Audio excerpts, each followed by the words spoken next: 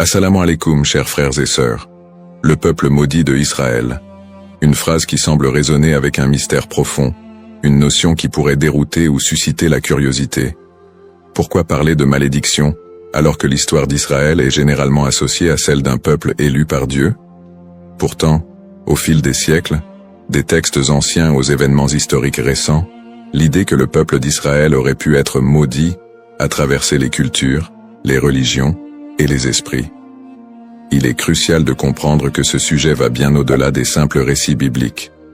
Il s'ancre dans une histoire complexe, où la théologie, les prophéties et les malheurs historiques sont intimement liés.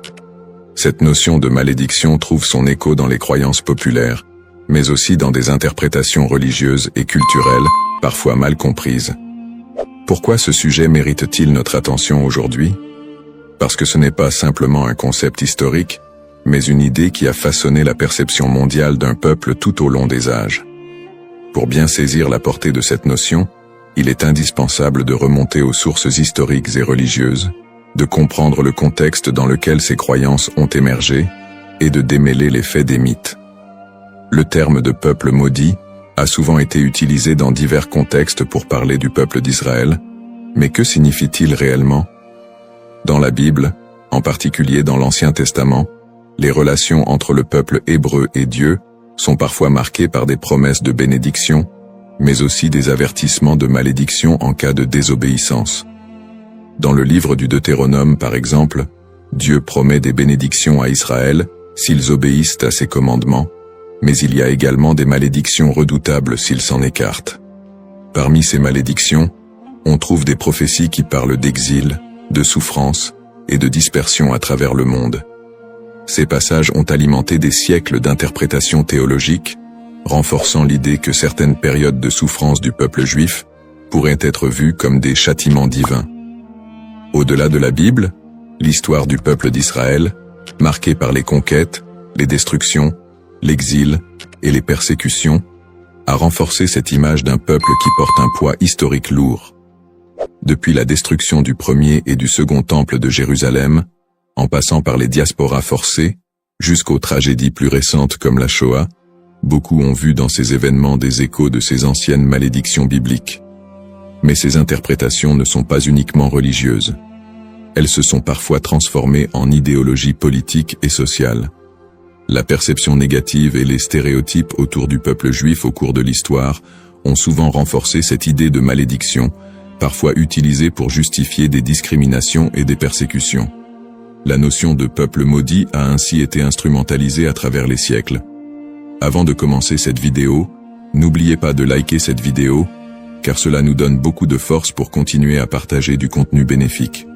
Et je vous invite à vous abonner à notre chaîne et d'activer la cloche de notification pour rester informé de nos prochaines publications sur la foi islamique. Merci et bonne vidéo. L'objectif de cette vidéo est d'analyser et de comprendre cette idée complexe et souvent mal interprétée de peuple maudit. Quelles en sont les racines historiques, religieuses et sociales? Comment a-t-elle évolué au fil du temps, et pourquoi est-elle encore parfois utilisée pour expliquer des événements tragiques dans l'histoire du peuple juif? Alors, restez avec moi jusqu'à la fin pour découvrir cela. Si vous avez des questions ou des commentaires en cours de route, n'hésitez pas à les laisser en bas. J'apprécie beaucoup vos retours. Allons-y. Au cours de cette vidéo, nous allons explorer les textes religieux qui évoquent cette malédiction, en particulier la Bible et d'autres écrits anciens. Revisiter les grandes étapes de l'histoire d'Israël, de l'époque biblique jusqu'à nos jours, pour comprendre comment ces événements ont pu renforcer cette idée dans les esprits.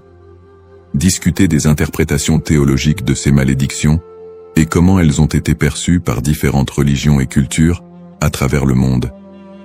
Démystifier cette notion en explorant les aspects symboliques et les récupérations idéologiques qui ont façonné cette image négative. Cette exploration vous permettra de comprendre les tenants et aboutissants de cette idée profondément enracinée dans l'histoire de l'humanité. Il est important de ne pas se laisser emporter par des idées simplistes, mais de creuser la profondeur de ce concept pour en dégager des vérités historiques et spirituelles. Origine d'Israël. L'histoire du peuple israélite débute avec les récits bibliques de la Genèse, où Dieu promet à Abraham, un patriarche hébreu, qu'il deviendra le père d'une grande nation. Cette promesse divine est le point de départ de la formation du peuple d'Israël. Selon la tradition, Abraham, Isaac, son fils, et Jacob, son petit-fils, sont les ancêtres directs de ce peuple, souvent appelés les patriarches. Jacob, après avoir lutté avec un ange, reçoit de Dieu un nouveau nom, Israël, et ses descendants sont appelés les Israélites. Le livre de l'Exode raconte l'histoire de la libération du peuple hébreu de l'esclavage en Égypte sous la direction de Moïse. C'est un moment fondamental dans l'histoire d'Israël, où Dieu scelle une alliance avec les Israélites au mont Sinaï. Dieu y remet les 10 commandements à Moïse, posant ainsi les bases des lois morales et religieuses qui guideront le peuple élu. Cette alliance est une promesse de protection divine en échange de l'obéissance aux lois de Dieu. À partir de là, Israël se constitue progressivement en nation, après la conquête de la terre promise sous Josué. Cette période est marquée par des hauts et des bas, alors que les Israélites tentent de rester fidèles à leur alliance avec Dieu. Toutefois, au fil des siècles, leur histoire est ponctuée d'infidélités religieuses, de guerres et de conquêtes par d'autres puissances, ce qui engendrera l'accomplissement de certaines prophéties de malédiction. Les prophéties et les malédictions. Dans l'Ancien Testament, en particulier dans le Deutéronome, Dieu fait à Israël des promesses de bénédiction conditionnelles à leur fidélité, mais également des avertissements de malédiction en cas de désobéissance. Le chapitre 28 du Deutéronome est l'un des textes clés qui évoque les conséquences potentielles de l'infidélité. Dieu promet prospérité et paix si le peuple respecte ses commandements, mais des malédictions terribles en cas de rébellion. Les malédictions incluent des catastrophes naturelles, des défaites militaires, des maladies, et finalement, l'exil et la dispersion parmi les nations étrangères. Parmi les prophètes qui ont développé cette idée de malédiction, Ézéchiel et Jérémie sont 2 figures centrales. Ézéchiel, actif pendant l'exil babylonien, insiste sur le lien entre l'exil du peuple et leur transgression. Il prophétise que la destruction de Jérusalem et l'exil sont des punitions divines pour l'injustice sociale, l'idolâtrie et l'infidélité religieuse du peuple. Toutefois, il apporte aussi un message d'espoir. Après le châtiment, un retour et une restauration sont possibles si le peuple se repent. Jérémie, qui vécut également durant la chute de Jérusalem en 586 avant Jésus-Christ, avertit constamment le peuple des malheurs à venir s'il ne se détourne pas de l'idolâtrie et des injustices. Il prophétise la destruction imminente du temple de Jérusalem et l'exil des Judéens en Babylonie. Dans Jérémie 25, il annonce que cette période d'exil durera 70 ans, après quoi Dieu permettra leur retour. Ces prophéties sont souvent vues comme des annonces de malédiction qui pèsent sur Israël en raison de son infidélité à l'alliance. Cependant, elles sont également porteuses d'un espoir de rédemption, promettant que si le peuple retourne à Dieu, il retrouvera sa place privilégiée. Une autre dimension importante des malédictions dans l'Ancien Testament concerne le temple de Jérusalem. La destruction du premier temple par les Babyloniens en 586 avant Jésus-Christ, puis la destruction du second temple par les Romains en 70 après Jésus-Christ, sont vus comme des châtiments pour la désobéissance du peuple. Ces événements ont renforcé l'idée d'un peuple souffrant sous le poids de la malédiction divine. Persécutions historiques. L'histoire du peuple d'Israël est marquée par une série de persécutions et d'exils, souvent perçues à travers le prisme des malédictions bibliques. Le premier grand exil, celui de Babylone, survient après la destruction du premier temple en 586 avant Jésus-Christ. Par la suite, les Babyloniens déportent une grande partie des habitants de Juda, ce qui marque le début d'une longue période de diaspora. Après un retour partiel en terre d'Israël et la reconstruction du temple, les siècles suivants ne sont pas exempts de nouvelles épreuves.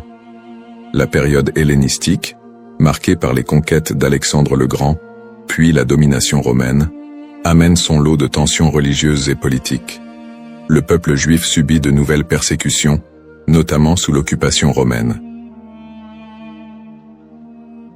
La destruction du Second Temple en 70 après Jésus-Christ par les Romains, sous l'empereur Titus, est un moment charnière dans l'histoire d'Israël. Cet événement marque le début de la grande diaspora, alors que le peuple juif est dispersé dans tout l'Empire romain et au-delà. La révolte de Bar Kokhba, en 135 après Jésus-Christ, aboutit à une nouvelle défaite et à un exil encore plus massif.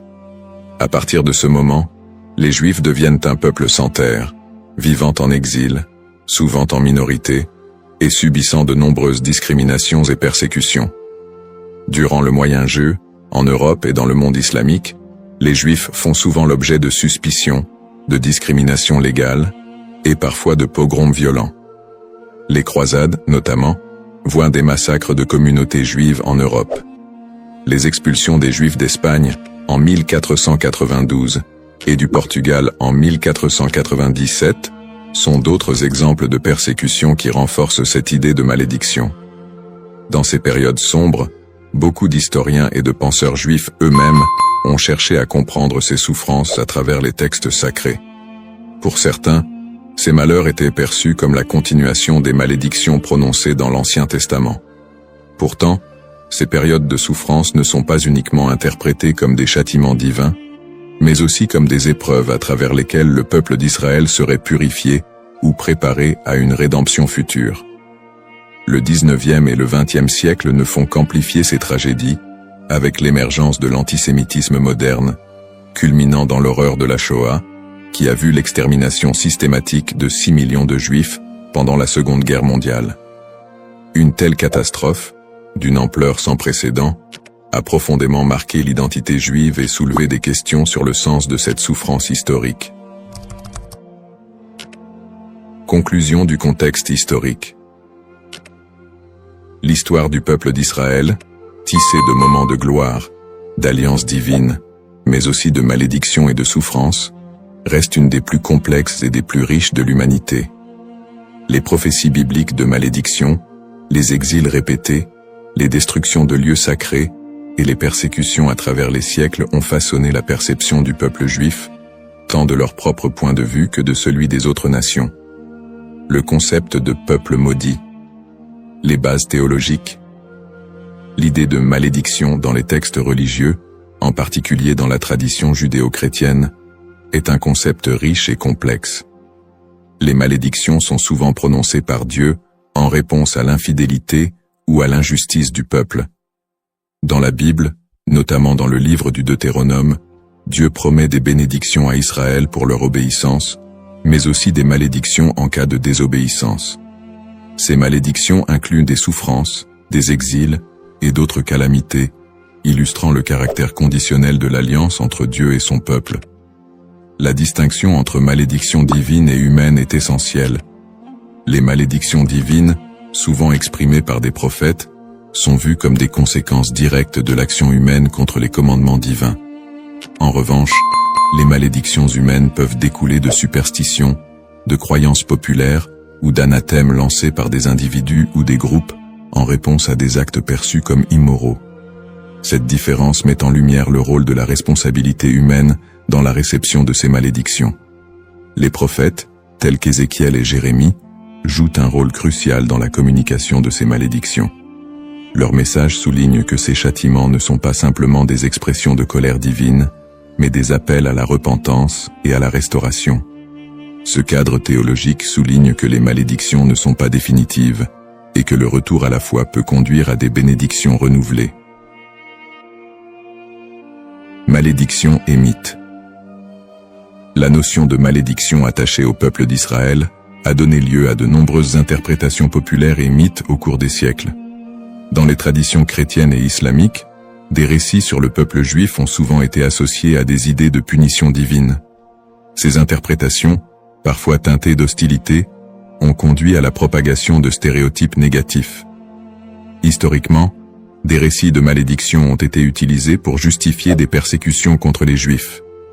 Par exemple, l'idée que le peuple juif a été maudit en raison de la crucifixion de Jésus a été utilisée pour alimenter l'antisémitisme. Ces interprétations ont pris racine dans des contextes sociopolitiques où le peuple juif était perçu comme un bouc émissaire, lors de périodes de crise ou de bouleversements sociaux. La manière dont ces malédictions ont été comprises et transmises à travers les siècles a également façonné les perceptions collectives du peuple juif.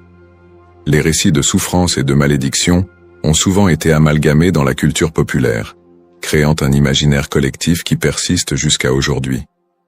Cette dynamique entre malédiction et mythe a ainsi contribué à la stigmatisation du peuple juif à travers l'histoire. Analyse moderne. Dans le contexte moderne, le concept de peuple maudit a pris des formes variées et a été réinterprété sous différents angles. L'antisémitisme historique, qui a trouvé ses racines dans ces idées de malédiction, demeure une réalité dans de nombreuses sociétés. Les stéréotypes associés à la malédiction continuent d'alimenter des préjugés, parfois de manière insidieuse, dans le discours contemporain. Cependant, avec l'essor des mouvements de droits civiques et des études critiques sur l'antisémitisme, il y a eu une tentative de déconstruire cette notion de malédiction. Des intellectuels et des théologiens contemporains cherchent à recontextualiser les récits bibliques en mettant en avant le message de rédemption et de justice qui les sous-tend. L'idée que les souffrances du peuple juif sont uniquement le résultat de la malédiction divine est de plus en plus contestée, au profit d'une approche qui valorise la résilience et l'identité culturelle du peuple juif. De plus, dans le cadre des dialogues interreligieux, il est crucial de dépasser les interprétations qui associent la souffrance à une malédiction éternelle. Les traditions religieuses sont de plus en plus appelées à collaborer pour combattre les préjugés et promouvoir la compréhension mutuelle. Dans ce contexte, le concept de malédiction est réévalué, non pas comme une fatalité, mais comme une occasion de réflexion sur les injustices sociales et historiques. En somme, le concept de peuple maudit est profondément ancré dans l'histoire religieuse et culturelle. Il invite à une réflexion sur la manière dont les textes sacrés et les croyances ont été interprétés à travers les âges, souvent avec des conséquences tragiques. L'exploration de ce thème permet non seulement de mieux comprendre les défis historiques du peuple juif, mais aussi de s'engager dans un dialogue constructif sur les identités et les histoires partagées dans le monde contemporain. La diaspora et les épreuves du peuple juif vit en diaspora.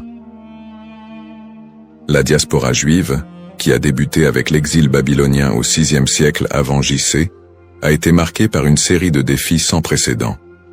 Une fois dispersé à travers le monde, le peuple juif a dû naviguer dans des environnements souvent hostiles. Les communautés juives ont fait face à des persécutions, à des migrations forcées et à la ghettoisation, qui ont toutes contribué à forger leur identité collective. Dans de nombreux pays, les Juifs étaient considérés comme des étrangers, souvent sujets à la méfiance et à la stigmatisation.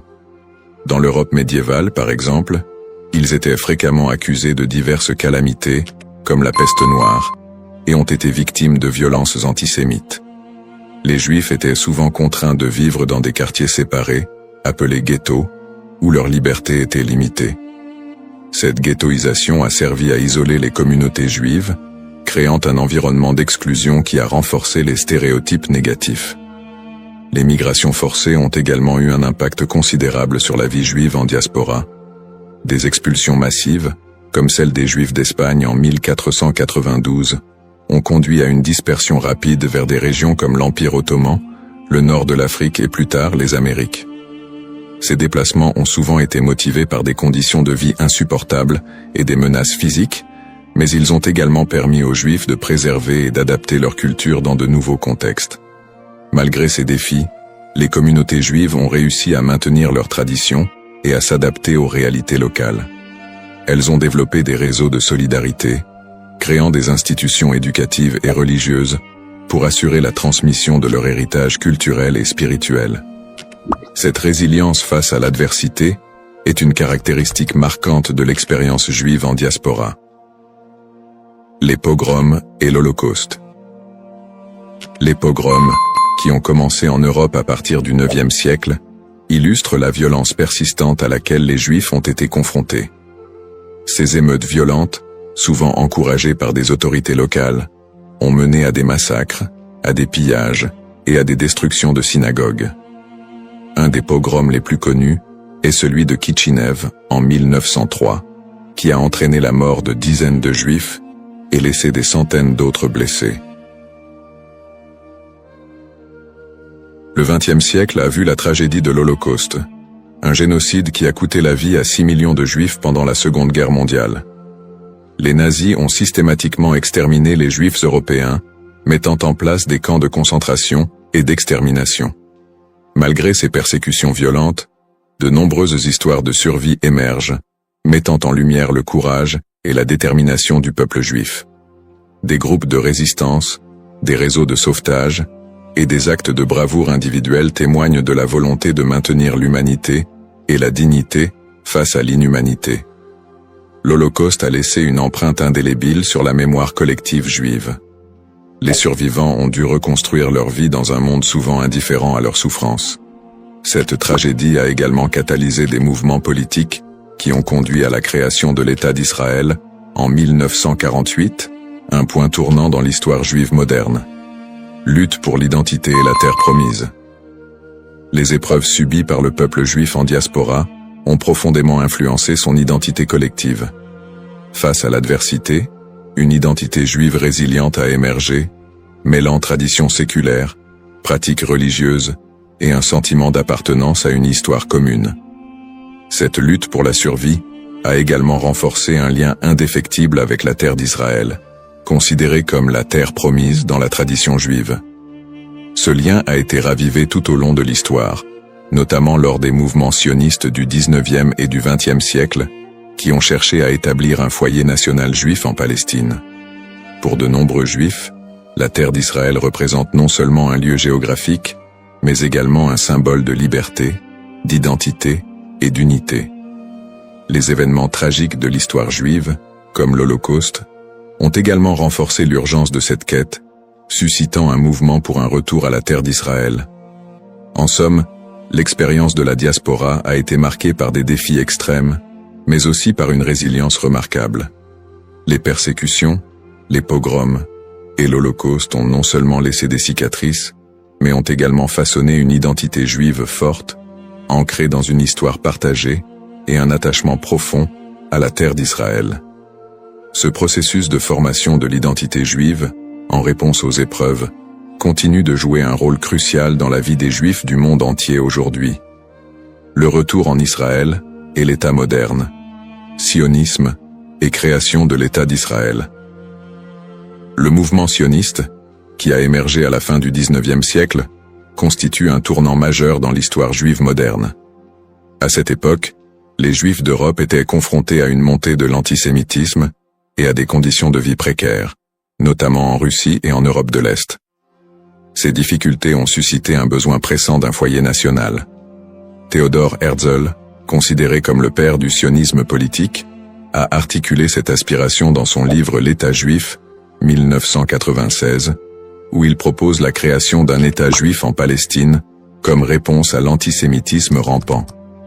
Le sionisme a pris plusieurs formes, allant du sionisme politique de Herzl à des visions plus socialistes et culturelles, comme celles de figures comme David Ben-Gourion et Ahad Ha'am.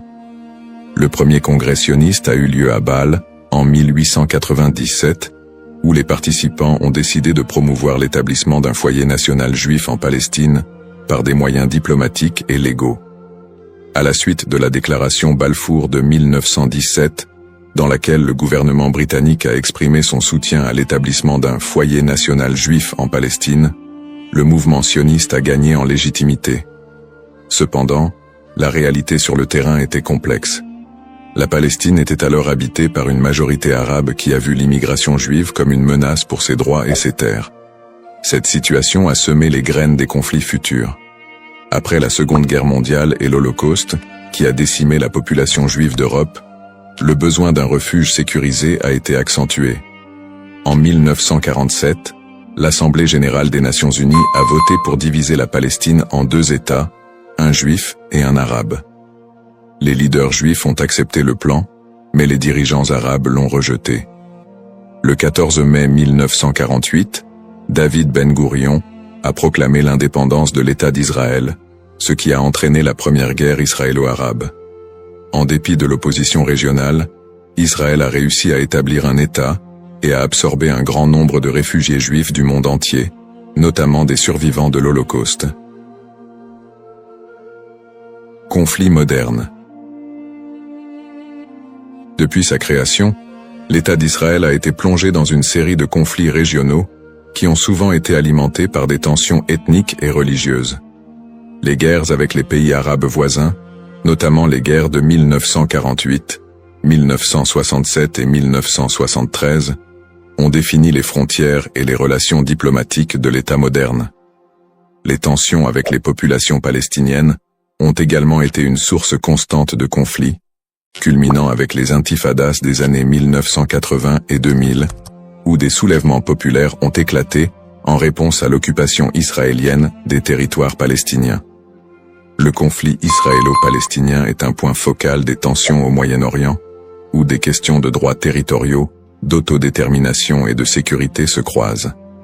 Les territoires de la Cisjordanie et de Gaza sont devenus des symboles de la lutte pour la reconnaissance et la dignité des Palestiniens. Les colonies israéliennes en Cisjordanie et les conditions de vie à Gaza ont engendré des critiques internationales et des tensions croissantes. Sur le plan religieux, les sites sacrés tels que Jérusalem revêtent une signification particulière pour les Juifs, les chrétiens et les musulmans, exacerbant les conflits. L'accès aux lieux saints est souvent un point de discorde, avec des épisodes de violence autour du mont du Temple et du dôme du Rocher. Peut-on encore parler d'un peuple maudit aujourd'hui? La question de savoir si l'on peut encore parler d'un peuple maudit aujourd'hui mérite d'être examinée sous différents angles.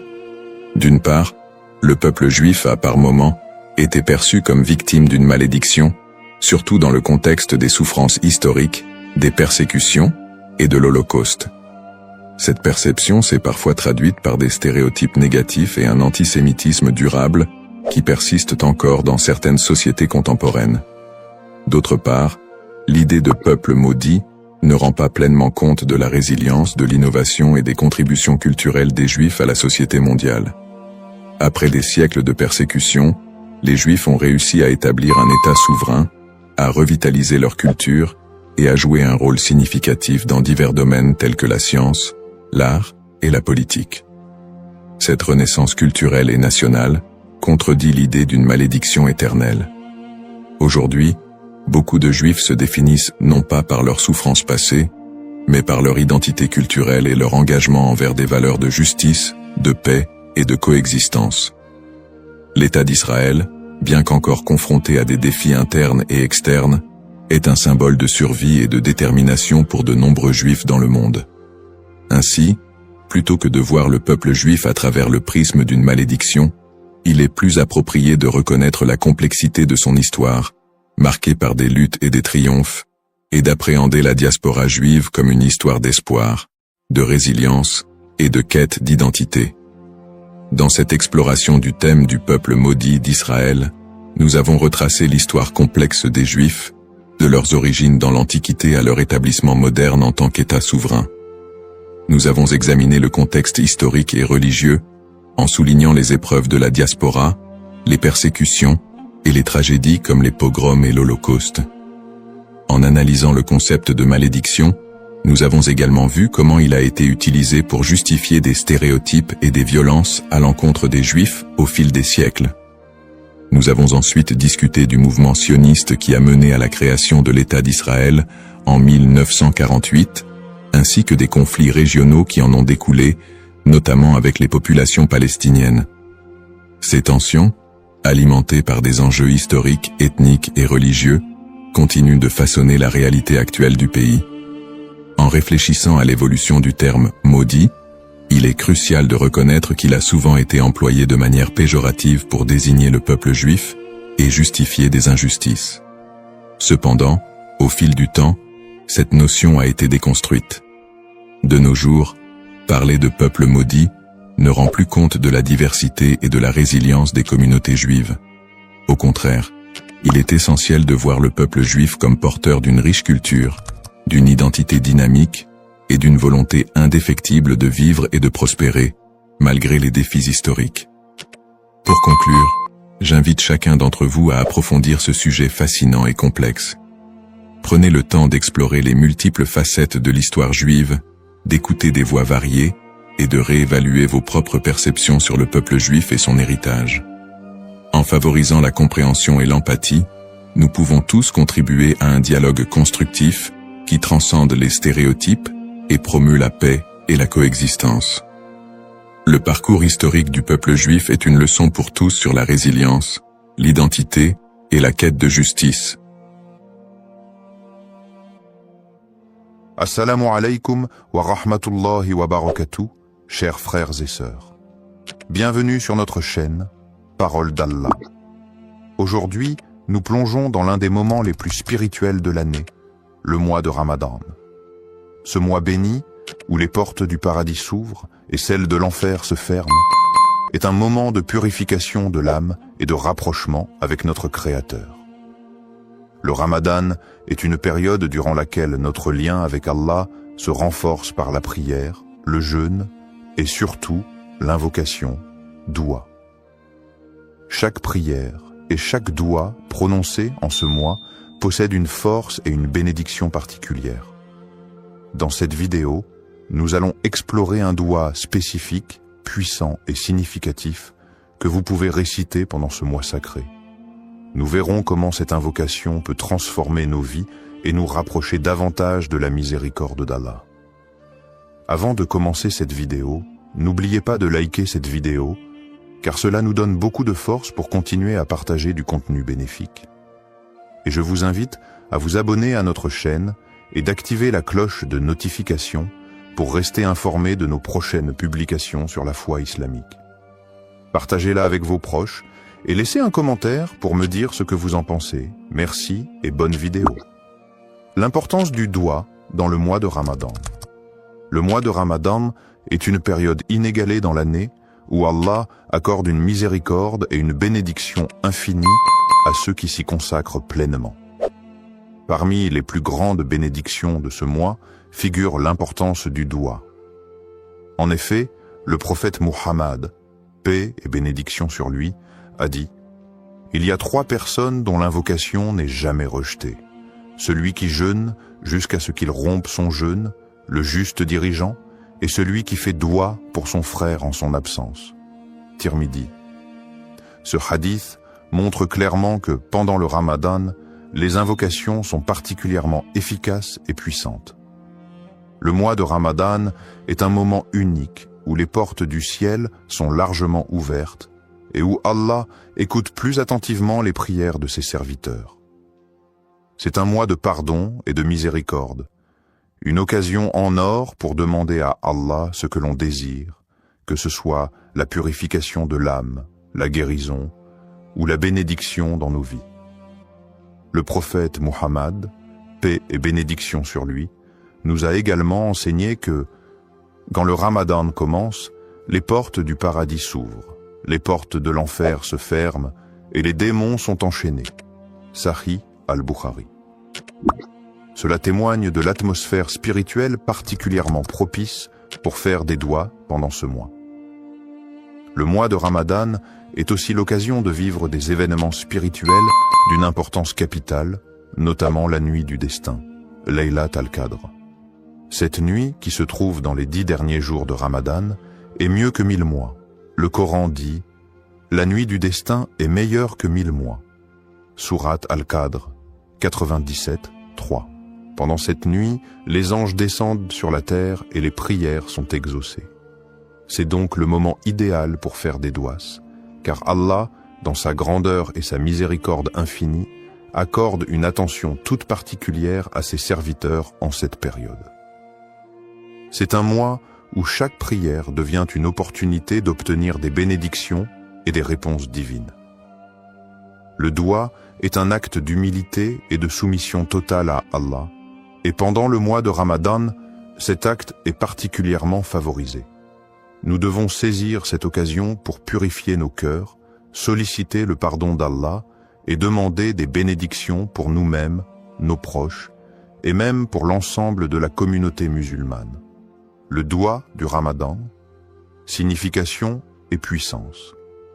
Le doua est un acte de soumission et de demande auprès d'Allah, Et pendant le mois de Ramadan, cet acte prend une dimension particulière. Le mois de Ramadan est une période de purification spirituelle où chaque prière et chaque invocation est une occasion d'obtenir la miséricorde divine.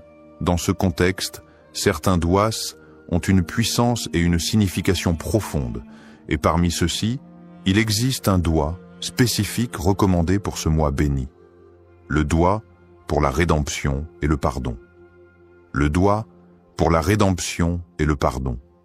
Un des douas les plus recommandés pendant le mois de Ramadan est le doua pour demander le pardon et la miséricorde d'Allah. Il s'agit de l'invocation suivante, souvent récitée durant ce mois sacré. Allahumma innaka afu, tuhibbul afu, fa'af anni. Allahumma innaka afuun tuhibbu al-afwa, fa'fu anni. Oh Allah, tu es pardonnant, tu aimes le pardon, alors pardonne-moi. Hadith rapporté par Al-Tirmidhi. Ce doua est une invocation très puissante et profonde. Elle est recommandée de manière spéciale durant les dernières nuits de Ramadan, notamment durant la nuit du destin, Laylat al-Qadr, lorsque les bénédictions et les bénédictions divines sont multipliées.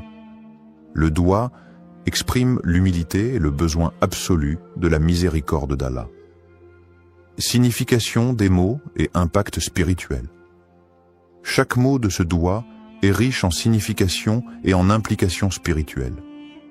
Voici une explication détaillée de ces éléments clés. Allahumma innaka. Ce mot commence l'invocation par le nom d'Allah, une manière de se rappeler qu'Allah est celui vers qui toute demande doit être adressée. Ce début marque le recueillement, le respect et l'humilité devant Allah. Afuwun. Cela fait référence à la qualité divine d'Allah qui est pardonnant. Ce mot indique une forme de pardon bienveillant, plus que simplement accorder le pardon. Allah, dans sa grande miséricorde, ne se contente pas de pardonner les péchés, mais il efface leurs traces et les conséquences. C'est ce pardon purifiant qui est demandé ici. Tuhibbu al-afwa. Cette phrase signifie que tu aimes le pardon. Cela nous rappelle que le pardon est une qualité précieuse dans l'islam. Et Allah non seulement pardonne, mais il aime pardonner à ses serviteurs qui se repentent sincèrement. Il est la source de tout pardon et aime purifier ceux qui se tournent vers lui avec un cœur sincère. Fa'fu anni. Ici, on demande directement à Allah de pardonner nos fautes. Le mot fa'fu est plus que le simple pardon. Il implique l'effacement total des péchés et des erreurs, une grâce qui est renouvelée chaque jour pendant le mois de Ramadan. Cette invocation, d'une simplicité apparente, est profondément spirituelle. Elle illustre parfaitement l'âme du Ramadan, qui est un mois de purification, de repentance et de réconciliation avec Allah. Le doua fait appel à la miséricorde d'Allah, à sa volonté de pardonner et à sa bienveillance infinie. Il invite les croyants à se tourner vers Allah avec une foi totale, en reconnaissant leur faiblesse et en demandant une purification divine. Connexion à la miséricorde divine. Le mois de Ramadan est le mois où la miséricorde divine atteint son paroxysme. En demandant pardon, le croyant ne fait pas qu'accepter la rédemption de ses péchés, mais aussi il s'engage dans un processus de purification de l'âme. Allah nous enseigne dans le Coran que sa miséricorde couvre toutes choses, et cette miséricorde est particulièrement active pendant le mois de Ramadan. Le prophète Muhammad, paix et bénédiction sur lui, a dit « Celui qui jeûne pendant le mois de Ramadan avec foi et espérant la récompense d'Allah, ses péchés passés lui seront pardonnés. » Sahih al-Bukhari. Le doua pour le pardon est une clé pour accéder à cette miséricorde. Ce mois de Ramadan est, pour chaque musulman, une occasion de se libérer des chaînes de ses péchés, de se purifier et de se rapprocher de la clémence infinie d'Allah.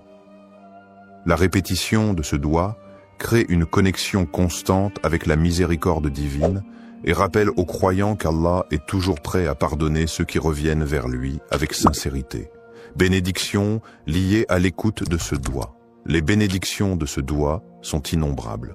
Lorsque nous récitons cette invocation, nous sollicitons le pardon d'Allah et en retour, Allah nous accorde plusieurs bénédictions spirituelles, le pardon des péchés. Comme mentionné précédemment, réciter ce doigt avec foi et sincérité efface nos péchés, même les plus grands. La purification du cœur, la miséricorde divine, demandée dans cette invocation, purifie le cœur du croyant, enlevant l'orgueil, la colère et la rancune. La proximité d'Allah. En demandant pardon à Allah, nous établissons un lien plus intime avec lui. Le doigt nous rappelle que nous sommes toujours dépendants de sa miséricorde et que notre relation avec lui est celle d'un serviteur humble. Les bénédictions dans la vie. Le pardon d'Allah pendant le Ramadan se traduit également par des bénédictions dans notre vie quotidienne. Ces bénédictions peuvent se manifester sous forme de paix intérieure, de prospérité spirituelle et matérielle, et d'un sentiment général de bien-être. En conclusion, le doigt du Ramadan est une clé spirituelle puissante qui ouvre les portes de la miséricorde d'Allah et nous permet de vivre ce mois sacré dans une pureté renouvelée. En le récitant sincèrement, nous espérons être touchés par la miséricorde divine et bénéficier de toutes les bénédictions qu'Allah réserve à ceux qui cherchent son pardon. Histoire inspirante. Un doigt écouté pendant Ramadan. Il y a quelques années, un frère musulman nommé Ahmed vivait un moment difficile dans sa vie. Il avait perdu son emploi, sa situation financière était instable et il ressentait une profonde inquiétude quant à son avenir. Chaque jour, il se battait contre la peur et le doute, se demandant s'il serait capable de subvenir à ses besoins et à ceux de sa famille. En ce mois de Ramadan, il décida de se tourner pleinement vers Allah, espérant que ce mois sacré, porteur de bénédictions, serait l'occasion pour lui de trouver une réponse divine. Ahmed avait toujours été un croyant fidèle, mais dans ces moments de détresse, sa foi était mise à l'épreuve. Il se souvint des paroles du prophète Muhammad, paix et bénédiction sur lui. Il n'y a rien de plus noble que de faire appel à Allah avec une invocation sincère, et Allah répondra, mais selon ce qui est meilleur pour vous. Sahih Muslim. Conscient de la miséricorde infinie d'Allah, il se dit qu'il devait faire confiance à Allah, peu importe l'issue de sa situation. Durant les nuits du Ramadan, Ahmed s'isola dans sa chambre après la prière de Tarawih, un moment calme où il pouvait se concentrer pleinement sur son invocation. Avec une profonde humilité et sincérité, il leva les mains vers Allah et récita ce doigt. Allahumma inni abduk wa ibnu abdik wa ibnu ummatik, nasiyati biyadik, maadin fi hukmik, adlu fi qada'uk, أسألك بكل اسم هو لك سميت به نفسك أو أنزلته في كتابك أو علمته أحدا من خلقك أو استأثرت به في علم الغيب عندك أن تجعل القرآن ربيع قلبي ونور صدري وجلاء حزني وذهاب همي اللهم إني عبدك وابن عبدك وابن آمتك ناسية بيدك معذ في حكمك عدل في قضائك أسألك بكل اسم هو لك سميته به نفسك أو أنزلته في كتابك أو علمته أحدا من خلقك أو استأثرت به في علم الغيب عندك أن تجعل القرآن رب قلب ونور صدر وجلاء حزن وذهب همع. Ô Allah, je suis ton serviteur, fils de ton serviteur et fils de ta servante. Mon destin est entre tes mains et tout ce que tu ordonnes est juste et équitable. Je te demande, par tous les noms qui t'appartiennent, que tu as révélé dans ton livre ou enseigné à l'un de tes créatures, ou gardé dans le secret de ton savoir divin, que le Coran devienne le printemps de mon cœur, la lumière de ma poitrine, la guérison de ma tristesse et la disparition de mon souci. Cette invocation, exprimant une demande de guérison spirituelle, de paix intérieure et de bénédiction dans la vie d'Ahmed, marqua un tournant dans son Ramadan. Il répéta ce doigt avec une foi inébranlable, se rappelant que Ramadan est le mois où les portes de la miséricorde d'Allah sont largement ouvertes. Chaque mot de l'invocation résonnait profondément dans son cœur, et il ressentait une connexion spéciale avec Allah pendant ces moments de solitude. Les jours passaient, Et bien que la situation extérieure d'Ahmed ne changeait pas immédiatement, il ressentait une paix intérieure qu'il n'avait pas connue depuis longtemps. Il continuait à faire des douas, mais ce sentiment de tranquillité le guidait dans ses prières et ses supplications. Un soir, après une prière de Tarawih particulièrement émotive, il reçut un appel inattendu. C'était un ancien collègue qui lui proposait une opportunité de travail, une offre bien plus avantageuse que celle qu'il avait perdue. Non seulement cette offre répondait à ses besoins matériels, mais elle offrait également une chance de croître et de se rapprocher de ses valeurs spirituelles. Cela lui rappela instantanément le hadith du prophète Mohammed, paix et bénédiction sur lui. Quand Allah aime un serviteur, il l'éprouve. Sahih al-Bukhari. Il se rendit compte que cet emploi n'était pas simplement une solution à ses soucis, mais aussi une forme de réponse divine à ses supplications. Au-delà de l'aspect matériel, Ahmed ressentait dans son cœur une profonde gratitude envers Allah. Il se rappela que, bien que sa demande n'ait pas été exaucée immédiatement dans la forme qu'il avait anticipée, la réponse de Dieu était parfaite. Allah avait agi selon ce qui était le meilleur pour lui, non seulement en lui offrant une réponse à ses besoins, mais aussi en renforçant sa foi, en lui enseignant la patience, et en lui montrant que la miséricorde divine se manifeste de manière subtile et inouïe. Cette expérience marqua un tournant spirituel dans la vie d'Ahmed. Il comprit que chaque doua, même si la réponse n'est pas immédiate ou n'est pas conforme à nos attentes, est écoutée par Allah. Parfois, la réponse vient sous une forme différente de ce que nous imaginons, mais elle est toujours en accord avec ce qui est le mieux pour nous. Ce Ramadan, il apprit à se remettre complètement entre les mains d'Allah, à faire confiance à son plan, et à voir chaque épreuve comme une occasion d'approfondir sa foi. L'histoire d'Ahmed nous rappelle que chaque doua, pendant Ramadan, est un acte de foi, une forme de soumission à Allah. Parfois, les bénédictions ne sont pas visibles tout de suite, mais elles sont toujours présentes, enveloppées dans la sagesse et la miséricorde d'Allah. Les conditions du doua acceptées, ce qu'Allah attend de nous dans le mois béni de Ramadan et tout au long de l'année, les invocations, douas, sont une occasion précieuse pour les croyants de se rapprocher d'Allah et de solliciter ses bénédictions. Toutefois, pour que notre doua soit accepté, il y a des conditions que nous devons remplir, des comportements que nous devons adopter. Allah, dans sa miséricorde infinie, répond à nos prières, mais cette réponse dépend souvent de la sincérité de notre cœur et de notre engagement envers lui. Première, la sincérité dans la prière et la pureté d'intention. La première condition pour qu'un doua soit accepté est la sincérité du cœur.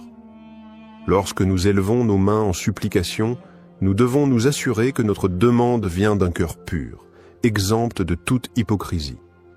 Le prophète Mohammed, paix et bénédiction sur lui, a dit « Lorsque vous invoquez Allah, invoquez-le avec un cœur pur. » Sunan at-Tirmidhi. Il est crucial que notre intention soit claire et que nous ne cherchions pas à obtenir des bénéfices mondains par nos prières, mais bien à chercher le plaisir d'Allah. Cette sincérité dans la prière renforce notre relation avec Allah, car c'est un acte d'adoration qui doit être fait uniquement pour lui. 2. Le rôle du tawakkul, la confiance en Allah, et la persévérance dans les invocations. Une autre condition essentielle pour que nos doua soient acceptés est le tawakkul, c'est-à-dire la confiance totale en Allah après avoir fait tous les efforts nécessaires. Il est important de se rappeler que, même si nous faisons des supplications, cela ne signifie pas que la réponse viendra instantanément ou selon nos attentes. Le tawakkul nous enseigne que nous devons faire confiance à la sagesse divine d'Allah, sachant qu'il sait ce qui est le mieux pour nous, même lorsque nous ne comprenons pas immédiatement le sens de sa réponse. Le prophète, paix et bénédiction sur lui, a aussi dit « Ne vous lassez pas d'invoquer Allah, car parfois la réponse arrive plus tard qu'on ne le désire, et Allah connaît le meilleur moment pour exaucer votre prière. » Sahih al-Bukhari. La persévérance dans les invocations est donc essentielle.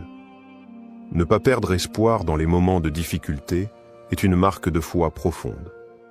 Troisième, l'humilité, l'adoration et la patience dans la réponse de Dieu. L'humilité est également un élément crucial pour l'acceptation de notre dua. En élevant nos mains vers Allah, nous devons nous rappeler que nous sommes de simples serviteurs devant le Créateur, pleins de faiblesses et de manques. C'est avec humilité que nous demandons à Allah de répondre à nos besoins.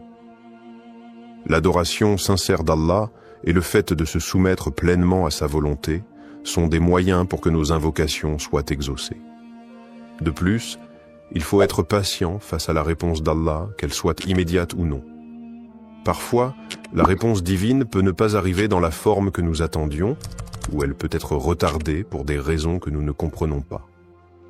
Le prophète Muhammad, paix et bénédiction sur lui, nous enseigne que la patience dans l'attente de la réponse d'Allah fait partie intégrante du processus. Allah nous dit dans le Coran, « Et ton Seigneur dit, invoquez-moi, je vous répondrai. » Sourate Ghafir 40-60. Mais cette réponse peut arriver de manière différente, sous forme de bénédiction, de protection ou de tests qui renforcent notre foi.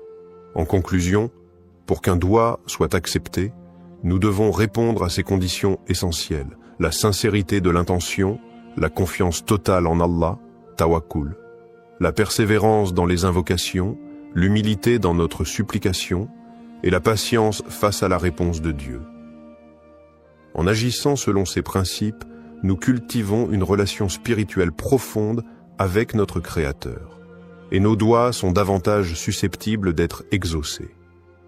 Mais au-delà de l'exaucement immédiat, nous devons toujours garder à l'esprit que chaque réponse d'Allah est parfaite et qu'elle vient dans le meilleur des moments et selon sa sagesse infinie. Le doua comme moyen de purification spirituelle.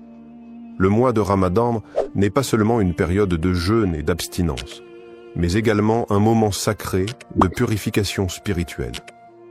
C'est une occasion unique pour les croyants de se rapprocher d'Allah, de purifier leur âme et de renforcer leur foi. Parmi les moyens les plus puissants pour accomplir cette purification, il y a le doua ou l'invocation. Le doua pendant Ramadan ne sert pas seulement à demander de l'aide ou des bénédictions, mais il joue un rôle essentiel dans le processus de purification du cœur et de l'âme. Premier, le doua comme outil de purification du cœur. Lorsqu'un croyant fait un doua, il se tourne vers Allah avec sincérité et humilité, cherchant sa miséricorde et son pardon. Cet acte d'invocation permet de purifier le cœur en le débarrassant de tout orgueil, de tout mal et de toute négativité. Le prophète Muhammad, paix et bénédiction sur lui, a dit « Il n'y a rien de plus purifiant pour le cœur que de se rappeler d'Allah. » Sahih Muslim. Ainsi, chaque doua est une occasion de purifier son cœur en se souvenant constamment de la grandeur et de la miséricorde d'Allah. Le doua permet également de renforcer la relation intime avec Allah. En invoquant Allah, on reconnaît sa dépendance totale envers lui, ce qui éveille un sentiment profond de soumission et de gratitude. Ce processus aide à purifier le cœur des distractions mondaines et à focaliser notre attention sur ce qui est véritablement important dans la vie, l'adoration d'Allah. 2. L'aspect de repentance et d'auto-amélioration pendant le Ramadan. Le mois de Ramadan est le mois de la purification spirituelle par excellence. C'est un moment où les portes du pardon sont largement ouvertes et où chaque croyant a l'opportunité de se purifier par la repentance, tauba, et de demander pardon à Allah pour ses péchés passés. Le doua joue un rôle clé dans ce processus de repentance. En demandant pardon avec sincérité, le croyant se purifie de ses fautes et rétablit une connexion plus forte avec Allah. Le prophète Muhammad, paix et bénédiction sur lui, a dit « Quiconque demande pardon pendant le Ramadan, Allah lui pardonne. » Sunan al-Tirmidhi. Cette promesse divine est un rappel puissant de la miséricorde d'Allah. Lors de nos invocations, il est important de nous repentir sincèrement de nos péchés et de demander à Allah de purifier notre cœur et notre âme. Le doigt devient ainsi un acte de purification, non seulement de nos actions passées, mais aussi un moyen d'améliorer notre caractère et d'aller vers une version meilleure de nous-mêmes. Troisième, le doigt comme moyen de purification spirituelle profonde. Le doigt n'est pas seulement une demande d'aide, mais il est aussi une méthode pour nous purifier en tant qu'individus. C'est une manière d'implorer Allah de nous guider sur le droit chemin, d'effacer les imperfections de notre âme et de nous accorder la paix intérieure. Chaque invocation nous aide à nous détacher des préoccupations matérielles et à renforcer notre connexion avec Allah. Le Coran nous rappelle l'importance de la purification du cœur et de l'âme, notamment dans le verset suivant. Le jour où ni les biens ni les enfants ne profiteront, sauf celui qui viendra à Allah avec un cœur pur. Sourate Ash-Shu'ara, 26, 88 à 89. Ce verset souligne la nécessité d'avoir un cœur purifié pour mériter la proximité d'Allah et sa récompense.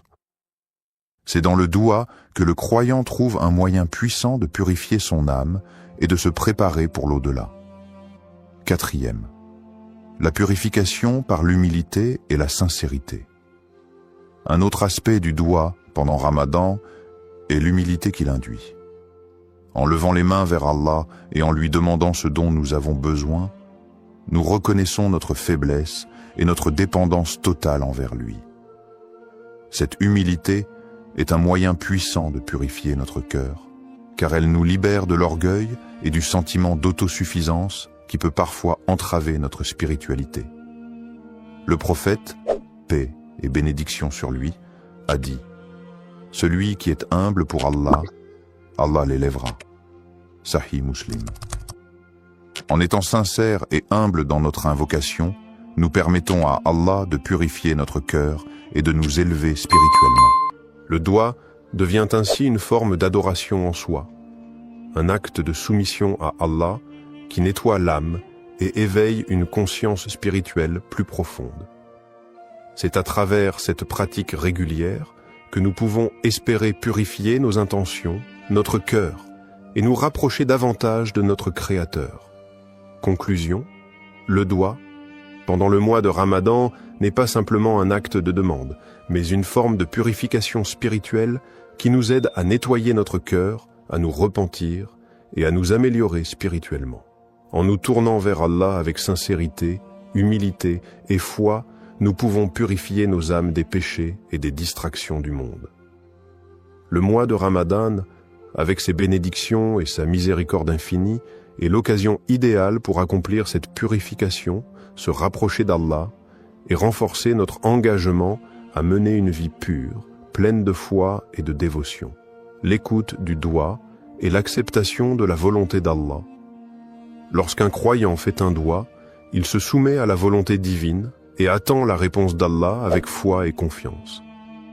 Cependant, il est important de comprendre que la manière dont Allah répond à nos invocations peut ne pas toujours correspondre à ce que nous attendions ou désirions immédiatement.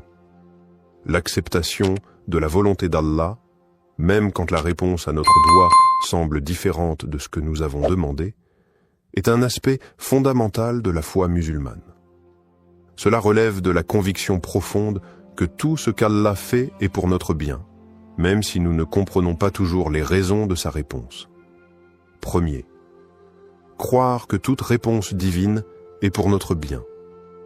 Le prophète Muhammad, paix et bénédiction sur lui, a dit « Il se peut que vous détestiez quelque chose alors qu'Allah a placé un grand bien dans cela. » Sourate Al-Baqarah, 216. Cette parole nous enseigne que même lorsque la réponse d'Allah semble être un refus ou un retard dans notre demande, cela peut être en réalité un bien pour nous. Allah, dans sa sagesse infinie, connaît ce qui est meilleur pour nous, et parfois ce que nous demandons ne correspond pas à ce que nous avons réellement besoin.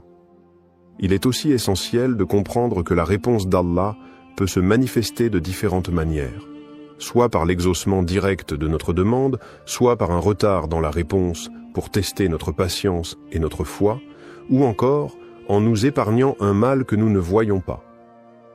Le prophète Muhammad, paix et bénédiction sur lui, a dit « Aucun de vos souhaits n'est perdu, il y a toujours une réponse, soit immédiate, soit différée, soit le mal est éloigné de vous. » Cette acceptation de la volonté divine est ce qui nous permet de maintenir une relation de confiance et de soumission envers notre Créateur. Deuxième, l'adab du doigt, faire une invocation avec la bonne manière. Il est essentiel d'adopter la bonne manière, adab, lorsqu'on fait un doigt. Cela inclut plusieurs aspects. Faire preuve de sincérité, se tourner vers Allah avec humilité et respecter les moments propices pour invoquer, tels que les heures de la nuit, le vendredi ou pendant le mois de Ramadan. Le prophète, paix et bénédiction sur lui, a recommandé de commencer chaque doigt par des louanges pour Allah et des prières sur le prophète, puis de présenter notre demande avec dévouement et foi. La patience est également une partie essentielle de l'adab du doigt. Ne pas être pressé de recevoir une réponse immédiate et accepter que la réponse d'Allah arrive au moment qu'il a jugé bon est une forme de respect envers la sagesse divine. Il est aussi important de ne pas abandonner la prière, même si la réponse semble tarder. Le prophète, paix et bénédiction sur lui, a dit « L'invocation d'un croyant est toujours exaucée, tant qu'il ne se lasse pas et ne dit pas « J'ai prié, mais je n'ai pas eu de réponse ». Sahih Muslim. Troisième, la patience et la gratitude envers Allah. L'un des principes les plus profonds lorsqu'il s'agit d'écouter et d'accepter le doigt, c'est de développer la patience, sabre. Lorsque la réponse d'Allah tarde ou diffère de ce que nous attendions, il est crucial de faire preuve de patience et de ne pas perdre espoir. La patience, en attendant la réponse d'Allah, est une forme d'adoration en soi, et c'est par cette patience que nous prouvons notre foi et notre soumission totale à sa volonté. La gratitude, shukr, envers Allah, que la réponse soit positive ou différente de ce que nous espérions, est également essentielle. Remercier Allah pour toutes les bénédictions, même celles que nous ne comprenons pas immédiatement, nous aide à renforcer notre foi et à accepter la réponse divine avec un cœur apaisé. Le Coran nous rappelle « Et lorsque ton Seigneur t'a proclamé, appelez-moi, je vous répondrai. » Sourate Ghafir 40-60. Même si la réponse semble différer, cette promesse est un gage de l'écoute constante d'Allah, et la patience dans l'attente devient une source de purification spirituelle. Conclusion. Le doigt est un moyen puissant de se rapprocher d'Allah, mais il exige également une profonde acceptation de la volonté divine. Croire que chaque réponse d'Allah, qu'elle soit immédiate ou non, et pour notre bien, est fondamentale dans notre pratique. L'adab du doigt et l'importance de la patience et de la gratitude envers Allah nous aident à renforcer notre relation avec lui et à accepter sa sagesse infinie dans nos vies. Dans tout ce que nous demandons, il est crucial de nous rappeler qu'Allah nous accorde ce que nous désirons ou non, sa sagesse et sa miséricorde sont infiniment plus grandes que nos souhaits et nos attentes. Comment intégrer ce doigt dans ta vie quotidienne pendant Ramadan? Le mois de Ramadan est un moment privilégié pour se rapprocher d'Allah, purifier son âme et renforcer sa foi. L'intégration du doigt dans notre routine quotidienne pendant ce mois sacré peut transformer notre expérience spirituelle. Voici quelques conseils pratiques pour faire de ce doigt une partie intégrante de ta vie de croyant tout au long de Ramadan. Premier, répétez le doigt pendant les prières obligatoires, salat. Les prières quotidiennes, salat, sont l'occasion idéale pour inclure ce doigt dans ton rituel spirituel. Après chaque prière obligatoire, prends un moment pour réciter le doigt en le répétant avec sincérité. Cela te permettra de renforcer ta connexion avec Allah à travers une prière structurée, tout en ayant l'opportunité de méditer sur chaque mot du doigt. Le mois de Ramadan avec ses moments de tranquillité et de concentration spirituelle, est une période où tes prières peuvent être plus profondes et plus significatives. Ne limite pas ce doigt à des moments précis. Chaque salat est une occasion de répéter cet appel à la miséricorde divine. Plus tu répètes le doigt avec dévotion, plus tu t'imprègnes de ses significations profondes. 2. Intégrer le doigt dans tes moments de recueillement. Outre les prières obligatoires, les moments de recueillement tels que le tahajjud, prière de la nuit, le duha, prière du matin, ou même la période du fajr, avant l'aube, sont des occasions parfaites pour formuler ce doigt.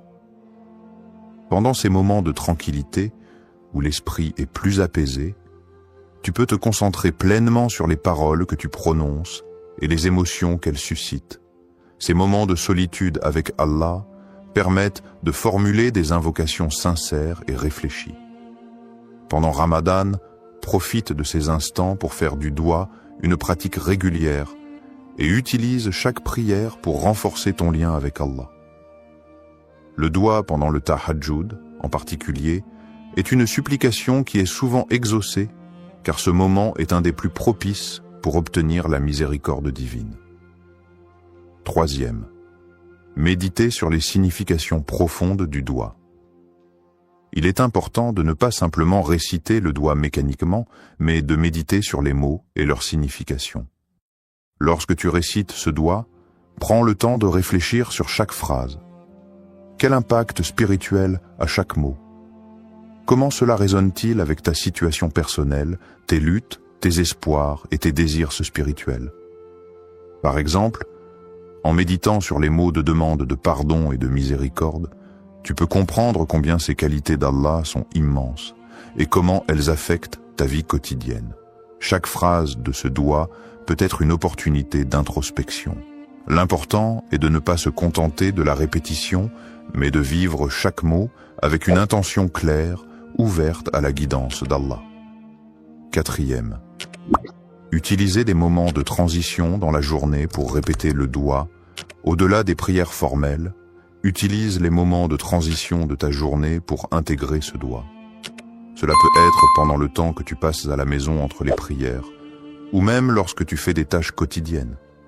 Par exemple, pendant que tu prépares le repas pour le suhour ou l'iftar, profite de ces instants pour répéter ce doigt dans ton cœur. Ces petites invocations pendant les activités quotidiennes peuvent renforcer ta présence spirituelle et te rappeler la bénédiction du mois de Ramadan. 5. Implique la famille et les proches dans l'invocation. Ramadan est aussi un mois de partage et de renouveau spirituel en famille et en communauté. Encourage ta famille, tes amis ou tes proches à faire le doigt ensemble. Lorsque vous êtes réunis pour l'iftar ou pour une prière en groupe, intégrez le doigt dans ce moment collectif. Cela peut renforcer l'effet spirituel du doigt, non seulement pour toi, mais aussi pour ceux qui t'entourent. Conclusion. Le mois de Ramadan offre une occasion en or pour renforcer notre relation avec Allah, et intégrer ce doigt dans ta routine quotidienne est une manière puissante de vivre pleinement ce mois sacré. Que ce soit pendant les prières formelles, les moments de recueillement personnel, ou même dans les petites actions de la vie quotidienne, chaque instant est une opportunité de se rapprocher d'Allah. En méditant sur les significations du doigt et en l'intégrant à toutes les facettes de ta vie, tu t'ouvres à la miséricorde d'Allah et tu renforces ta foi, faisant de ce mois un moment véritablement transformateur. Conclusion et appel à l'action. Le mois de Ramadan est une opportunité unique de se rapprocher d'Allah, de purifier notre cœur et de renforcer notre foi. Le doigt que nous avons exploré aujourd'hui est un moyen puissant d'attirer la miséricorde divine et de recevoir les bénédictions qu'Allah nous accorde généreusement pendant ce mois sacré. Je t'encourage à inclure ce doigt dans ta vie quotidienne pendant Ramadan, à le réciter avec sincérité et concentration, et à méditer sur ses significations profondes. Fais de ce doigt une partie intégrante de tes prières et de tes moments de recueillement. que ce mois sacré soit une occasion de purification et de renouvellement spirituel. Si cette vidéo t'a inspiré, partage-la avec tes proches, ta famille et tes amis. Invite-les à intégrer ce doigt dans leur vie aussi, pour que nous puissions tous bénéficier de la miséricorde infinie d'Allah. N'oublie pas que, même lorsque nous ne voyons pas immédiatement les résultats, Allah est toujours proche de nous et sa réponse est toujours pour notre bien.